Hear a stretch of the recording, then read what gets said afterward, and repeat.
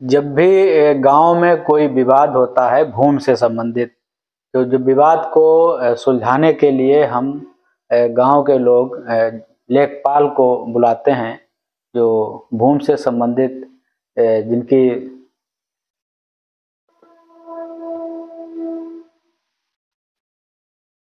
जब भी गांव में किसी भूमि को लेकर विवाद होता है, चाहे बंटवारे की बात हो या कहीं अपनी जमीन को सुरक्षित करवाना हो, तब हमें लेखपाल की जरूरत पड़ती है और हम लेखपाल को बुलवाते हैं भूमि को मापने के लिए।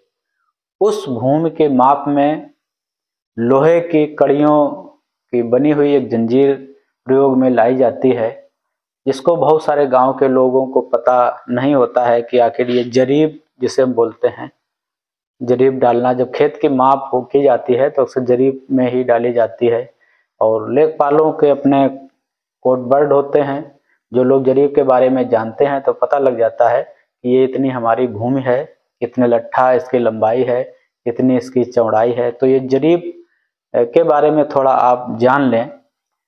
जरीब की टोटल जो लंबाई होती है वो 66 फीट होती है और इसमें जरीब में जो कड़ियाँ होती हैं वो 100 कड़ियाँ होती हैं और हर 10 कड़ी पर एक लटकन उसमें पड़ी होती है, जिसमें कटिंग का निशान होता है 5 तक का, इधर से और उधर से दोनों से, जिससे नापते समय किसी को असुविधा ना हो।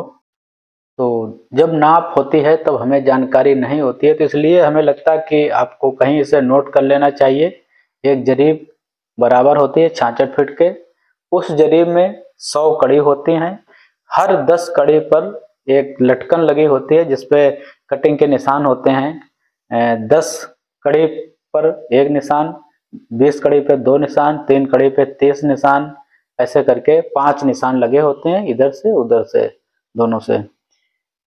तो ये चीज हो गई। और एक और भाषा चलती है गांव में जिसे लट्ठा बोलते हैं। लट्ठा एक माप है, वो भी जिसे 3.25 गज जिसकी लंबाई होती है, तो ये एक लट्ठा बोला जाता है। और एक जरीब में 22 गज होते हैं। और जब बहुत लंबी दूरी नापनी हो तो एक शब्द और आता है फरलांग।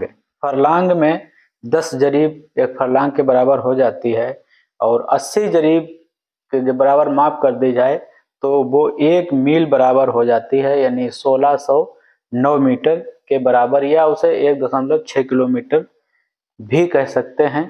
तो ये जरीब की बात थी, आपको जानकारी होनी चाहिए। आपके पास खेत है, मालूम हुआ कि आपका 1 एकड़ खेत है और आप 1 एकड़ से कम जोत रहे हैं, और कभी कभी लोग इस बात पर भी विवाद कर देते हैं कि उन्हें जानकारी नहीं होती उनका रकबा कितना है। रकबा लिखा पढ़े में कम होता है, उन्हें लगता कि हमारा और कम मतलब हो रहा या कम है, तो वो बहस करने लगते हैं। जानकारी ना होने की वजह से कभी कभी ऐसे लोगों का नुकसान भी हो जाता है माप में। तो ये जरीब की बात थी, आप इसे समझ लीजिएगा, सीख लीजिएगा माप कैसे होती है। और जब आपको जानकारी होगी तो आपको कोई नुकसान फिलहाल नहीं पहुंचा पाएगा। हमारे चैनल पे अगर नए हैं तो चैनल को सब्सक्राइब कर लीजिएगा, वीडियो को लाइक और शेयर भी करिएगा।